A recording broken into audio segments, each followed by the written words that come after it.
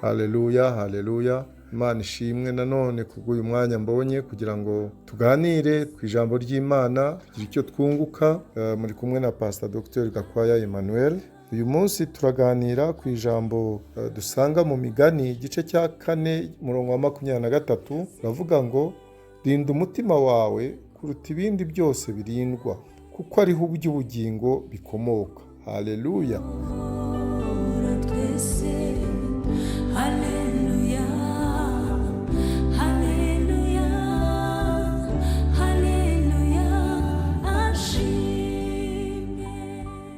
Ahangaha turabona ko umutima ari urugingo rukomeye cyane. Umutima, iyo bavuze umutima nko mu rugo, iyo bavuze ko umudamu ari umutima w'urugo, urumva ni umwanya ukomeye. Umutima ukora buri gihe, nturuhuka, ubutera udushakira imibereho myiza. Mu mutima rero niho haba ibintu byose, ibitekerezo, ibintu by'amarangamutima.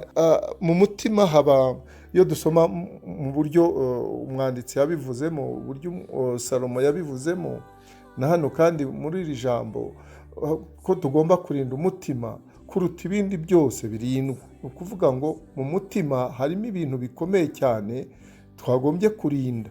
Ibintu rero icyo dushaka kumva muri uyu murongo ni ukumenya mu mutima wacu tubikamo ibiki. Turamitsemo tubitsemo ibintu byiza, tukabikamo ibintu byiza mu mitima yacu, tugira ubugingo bwiza, ubugingo bunezeza Imana. Ndetse kuko amagambo yose n'ibyo dukora byose dukora byaba byiza, kuko ibyuzuye mu mutima nibyo bisesekara ku rurimi.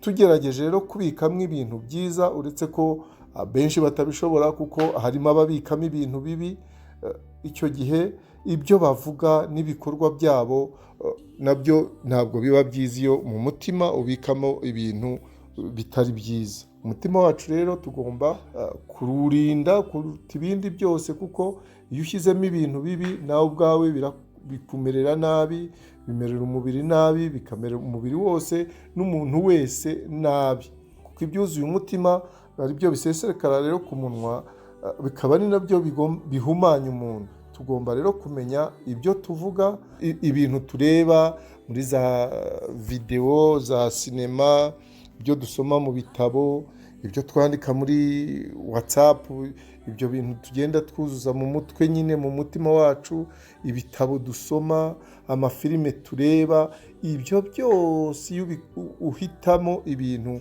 bikugirira umumaro, ukaganira ibiganiro tugira, tugomba rero guhitamo abantu tuganira nabo, tukaganira n'abantu batubwira ijambo ry'Imana, bikaduha bigashyira mu mitima yacu ibintu byiza byo gukunda Umwami.